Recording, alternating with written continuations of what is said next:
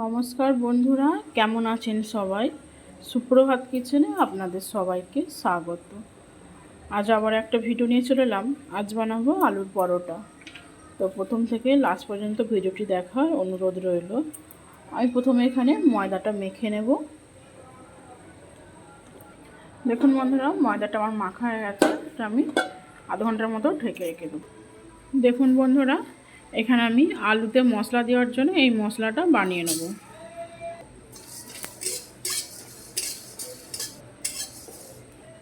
মশলাটা আমার ভাজা হয়ে গেছে, এবার আমি তুলে নেব। বন্ধুরা, গরম থাকা অবস্থায় মশলাটা আমি ভালো করে পিষে নেব। দেখুন বন্ধুরা, মশলাটা আমি ভালো করে পিষে নিয়েছি। এবার এখানে নিয়েছি আমি সিদ্ধ করা আলু নিয়েছি। তো আলুগুলোকে প্রথমে আমি ম্যাশ করে নেব। ঠান্ডা, খুব একটা গরম নেই, ঠান্ডা হয়েই গেছে। আলুটা আমার এখানে ভালো করে ম্যাশ করা হয়েছে। দেখুন বন্ধুরা, এখানে আমি পেঁয়াজ, ধনেপাতা, কাঁচা লঙ্কা আর আদা ছোটো ছোটো করে কেটে নিয়েছি। এইগুলোর মধ্যে দিয়ে দেবো।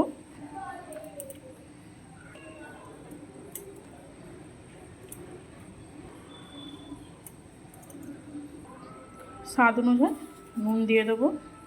আর যে মশলাটা আমি বানিয়ে রেখেছিলাম এটাও দিয়ে দেবো। এবার হাতের সাহায্যে সবগুলো ভালো করে মিক্স করিয়ে নেব।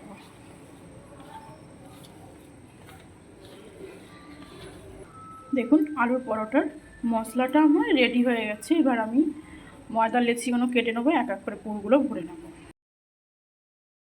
তো চলুন বন্ধুরা, এবার আমি আটার লেচিগুলো বানিয়ে নেব। দেখুন বন্ধুরা, আমি এই সাইজের লেচি করে নিয়েছি, কারণ আমি পুর দিয়ে করব না। প্রথমে আগে রুটির মতো বেলে নেব। দেখুন বন্ধুরা, দুটো আমি রুটির মতো পাতলা পাতলা করে বেলে নিয়েছি।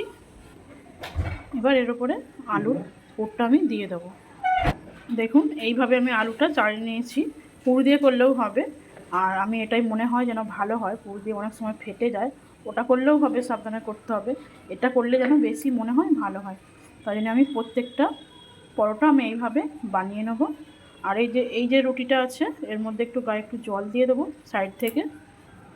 দেখুন, এবার এর মধ্যে করে দেবো। এরকম করে করলে কি হবে, রুটিটা পুরোটা কোথাও একটু পুর ফাঁকা পড়বে না। এবার দিয়ে আমি হালকা করে একটু বেলে নেবো। দেখুন পরোটা কত সুন্দর হয়েছে। এইভাবে করলে এত সুন্দরই হবে। এবার চলুন আমি পরোটাটা সেঁকে নেব। এবার আমি পরোটাটা তেল না দিয়ে কিছুক্ষণ আগে সেঁকে নেব ভালো করে।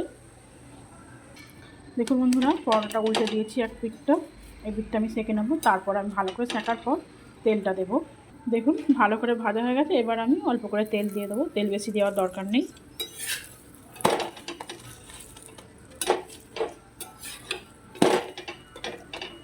দেখুন কি সুন্দর ফুলে যাচ্ছে।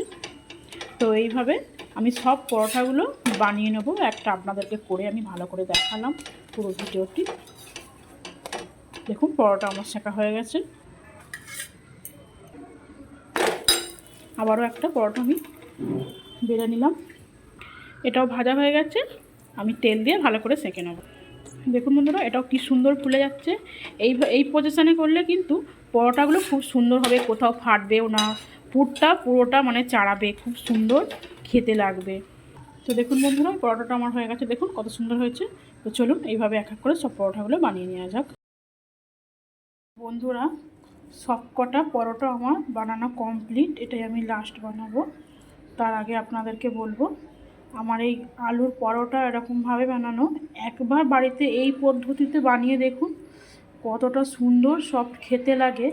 আপনারা অন্য কোনো পরোটা খেতে চাইবেন না, এত সুন্দর হয়। আপনাদেরকে কি বলবো। তো আমি এটা লাস্ট বানিয়ে নেব। তো আমার এই যদি আলুর পরোটা বানানোর রেসিপিটা ভালো লাগে, আমার চ্যানেলটাকে একটু সাবস্ক্রাইব করবেন, লাইক করবেন, কমেন্টস করবেন, শেয়ার করবেন বন্ধুদের সাথে। তো বন্ধুরা, আমি একবার বলতে চাই, আপনারা একবার বাড়িতে বানিয়ে দেখবেন কতটা সুন্দর লাগে। একটুখানি বেলুনি দিয়ে করে নেব। দেখুন বন্ধুরা, তাওয়াটা আমার পুড়ে গেছে, কারণ আমি অনেকগুলো পরোটা বানিয়েছি, অনেকগুলো বানানো হয়েছে সবার জন্য। তো ভিডিওটা এখানেই শেষ করব। তো এখানেই শেষ করব। দেখুন পরোটাগুলো সব বানিয়েছি, একটা আপনাদেরকে ভেঙে দেখাবো। দেখুন পুরটা কত সুন্দর, পুরোটাই চাড়িয়েছে দেখুন।